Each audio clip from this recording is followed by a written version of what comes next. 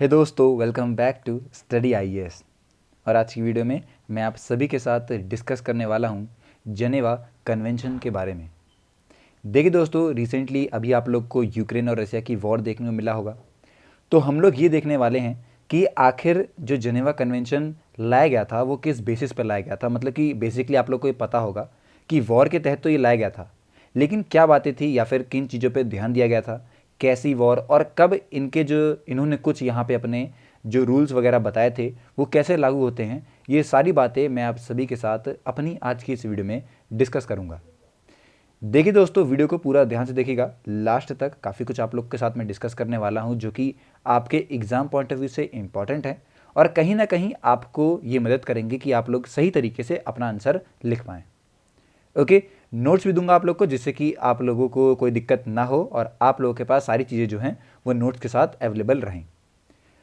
Okay, अब बढ़ते हैं वीडियो में आगे और डिस्कस करते हैं जेनेवा कन्वेंशन के बारे में।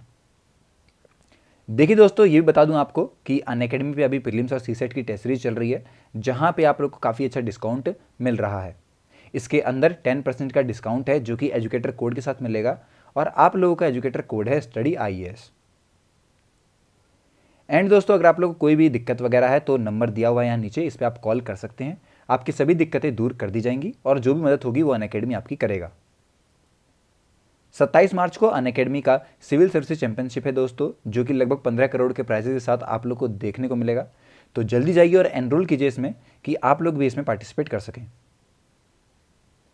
अनअकैडमी स्टोर खुल चुका है दोस्तों ओल्ड राजेंद्र नगर के अंदर, नियर मेट्रो पिलर 121 में। ओके, तो आप लोग जाके देख सकते हैं कि कितने अच्छे अच्छे आप लोग को यहाँ पे एक नया एक्सपीरियंस देखने को मिलेगा अनअकैडमी की तरफ से, और पहला स्टोर है तो काफ़ी कुछ यहाँ पे एक्साइटिंग भी आप लोग को देखने को मिलेगा। अब दोस्तों डिस्कस करते हैं हम लोग जेनेवा कन्वेंशन के बारे में। देखिए दोस्तों, इसके अंदर जो हैं वो काफ़ी सारे प्रिंसिपल्स आते हैं, ऐसे प्रिंसिपल्स जो कि अगर कोई वॉर होती है तो उस टाइम पे लोगों को वहाँ पे कैसे आप कह सकते हैं रिएक्ट करना है, कैसा उनका बिहेवियर रहने वाला है, ये डिसाइड करते हैं। क्योंकि पिछले आपको बता दूं कि जितनी वॉर हुई हैं, जहाँ पे आपको बताता हूँ जैसे वर्ल्ड वॉर 1 हुई, 2 हुई, तो उस टाइम पे बहुत बड़ा आप कह सकते हैं जो लॉस था वो देखने को मिला। चाहे वो कैसा भी हो, इंसानों की यहाँ पे काफ़ी सारी डेथ हुई थी। ओके, कई सारे देशों की जो इकोनॉमी थी ये बिल्कुल ही ख़त्म हो गई थी, बहुत लोगों का नुकसान हुआ था, पूरे देश के देश तबाह हो गए थे। तो आगे ऐसा ना हो, कुछ वहाँ पे ऐसे प्रिंसिपल्स लाए गए जिनको फॉलो किया जाएगा कोई भी अगर वॉर होती है उस टाइम पे। ओके, और यही सारी बातें जो थी वो जेनेवा कन्वेंशन के अंदर बताई गई थी। अभी एक ओवरव्यू देता हूं आपको। तो देखिए दोस्तों, जेनेवा कन्वेंशन में कुछ ऐसे इथिकल और लीगल इंटरनेशनल स्टैंडर्ड रखे गए ह्यूमैनिटी के लिए, जो भी आप कह सकते हैं ट्रीटमेंट रहेगा किसी भी व्यक्ति का एक वॉर में। ओके, जेनेवा कन्वेंशन में जो है 4 ट्रीटीज हुई थी और 3 इसके एडिशनल प्रोटोकॉल्स हुए थे, जो कि पूरी तरीके से फोकस रखते हैं ट्रीटमेंट ऑफ सिविलियंस और प्रिजनर्स ऑफ वॉर। ओके, मतलब कि पीओडब्ल्यू का भी ये आप कह सकते हैं ख्याल रखते हैं। आपको बता दूं कि जैसे देखा गया था कि जब वर्ल्ड वॉर 2 हुई उस टाइम पे भी काफ़ी सारे जो ग्रुप थे आप कह सकते हैं लोगों के, जिन्हें बंदी बना के लाया गया था, उन पे बहुत अत्याचार हुआ था। खाने को नहीं दे रहे थे, कैबिन से बंद कर दिया था उन्हें, गैस अलग अलग पे उन पे ही केमिकल टेस्टिंग करी जा रही थी। तो बहुत ज़्यादा यहाँ पे नुकसान किया गया था, इंसानियत को लोग फॉलो ही नहीं कर रहे थे। इसी बात को ध्यान रखते हुए जेनेवा कन्वेंशन में कुछ यहाँ पे प्रिंसिपल्स लाए गए जो कि डिसाइड करते हैं कि इतना तो उन्हें करना ही पड़ेगा, चाहे वो प्रिजनर हो, सिविलियन हो, कुछ भी हो, उन्हें इन चीज़ों को फॉलो करना ही पड़ेगा। अब देखिए दोस्तों, जेनेवा कन्वेंशन जो है इसे आपको बता दूं कि रेक्टिफाई करा है 196 कंट्रीज में। इसके अंदर सभी मेंबर स्टेट आती हैं यूनाइटेड नेशन की। 3 दोस्तों इसके एडिशनल प्रोटोकॉल हैं जो कि आप कह सकते हैं रेक्टिफाई नहीं है किसी भी कंट्री के द्वारा। जैसे कि थर्ड जो प्रोटोकॉल है जो कि रेक्टिफाई है सिर्फ और सिर्फ 79 कंट्रीज़ के द्वारा। और एक और बात दोस्तों, 2019 के अंदर रशिया ने जो है वो विड्रॉ कर लिया था अपना declaration under article 90 of protocol 1। Okay, तो इस हिसाब से रशिया भी जो है वो बाहर आ गया अपने इस प्रोटोकॉल से 2019 में। यह कुछ बातें जो कि आपको पता होनी चाहिए।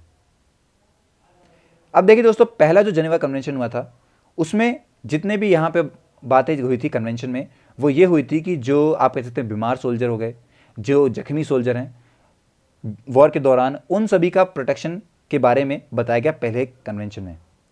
इसके साथ साथ उनकी मेडिकल कंडीशन और उनके रिलीजियस पर्सनल के बारे में भी बात करी गई थी। साथ ही साथ एक ड्राफ्ट एग्रीमेंट भी लाया गया जो कि हॉस्पिटल जोन के अंदर था। तो ये सब डिसाइड किया गया था पहले जेनेवा कन्वेंशन में।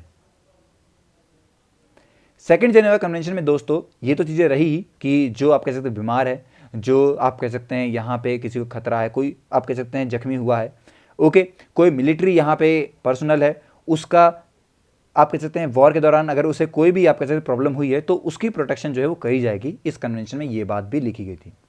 एक और बात तो यहाँ पे जो ध्यान दिया गया था वो सी के लेवल पे करा गया था। हॉस्पिटल शिप्स होंगी और मेडिकल ट्रांसपोर्ट होंगे सी पे, ये सब कुछ कवर करा जाएगा, जो कि डिसाइड करा गया था सेकेंड जेनेवा कन्वेंशन में। फिर दोस्तों आता है थर्ड जेनेवा कन्वेंशन, जो कि पीओडब्ल्यू मतलब कि जो लोग बंदी थे वॉर के, उनके बारे में बताता है। इस कन्वेंशन में दोस्तों ये चीज़ें मेंशन हुई हैं कि जनरल प्रोटेक्शन, जैसे कि उनकी ट्रीटमेंट होगी, उनको यहाँ पे इक्वालिटी दी जाए, हर एक आप कह सकते हैं प्रिजनर को, जो कंडीशन है उनकी वो अच्छी हो, इवैक्यूएशन हो प्रिजनर्स का, खाना हो, उन पे क्लोथिंग हो, हाइजीन वगैरह हो, इन सभी को ध्यान दिया जाएगा। और एक और बात थी कि इसी कन्वेंशन में राइट टू रिलीजियस और इंटेलेक्चुअल और फिजिकल एक्टिविटी जो है किसी एक आप कह सकते हैं प्रिजनर की, उसको भी ध्यान रखा जाएगा। ये सारी बातें थर्ड जेनेवा कन्वेंशन में लिखी गई हैं या फिर बताई गई थी। फिर दोस्तों आता है फोर्थ जेनेवा कन्वेंशन, जो कि सिविलियंस को प्रोटेक्ट करता है। अगर कहीं पे किसी की टेरिटरी कोई कब्जा लेता है तो उस टाइम पे जो वहाँ के सिविलियन हैं उनके लिए चीज़ें बताई गई हैं। ओके, जैसे कि दोस्तों जो यहाँ पे थर्ड हुआ था आपका जेनेवा कन्वेंशन, उसमें तो सिर्फ और सिर्फ यहाँ बात करी गई थी कॉम्बिटेंट की। ओके, जैसे कि वर्ल्ड वॉर सेकंड में डेमोन्स्ट्रेट करा गया था काफ़ी सारे importance protecting civilians, war time के दौरान उनकी भी बात रखी गई थी। वैसे ही दोस्तों 2022 में आप लोगों ने देखा होगा रसिया यूक्रेन वॉर के टाइम पे एक और बात यहाँ पे लाई गई जेनेवा कन्वेंशन की, जो कि फोर्थ कन्वेंशन को बताता है कि जो लोग यहाँ पे यूक्रेन में होंगे उन पे भी कोई ना कोई खतरा होगा, तो उनके प्रोटेक्शन की बात भी करी गई है और इस कन्वेंशन में यही बातें लिखी हैं। ओके दोस्तों, तो आई होप कि आपको सारे कन्वेंशन क्लियर हो गए होंगे कि आखिर किस कन्वेंशन में क्या बातें कही गई हैं और किस तरीके से एप्लीकेबल रहती हैं। ओके, अगर आपको कोई भी अभी डाउट है तो आप मुझसे पूछ सकते हैं कमेंट सेक्शन में। Till then take care, goodbye और जय हिंद दोस्तों।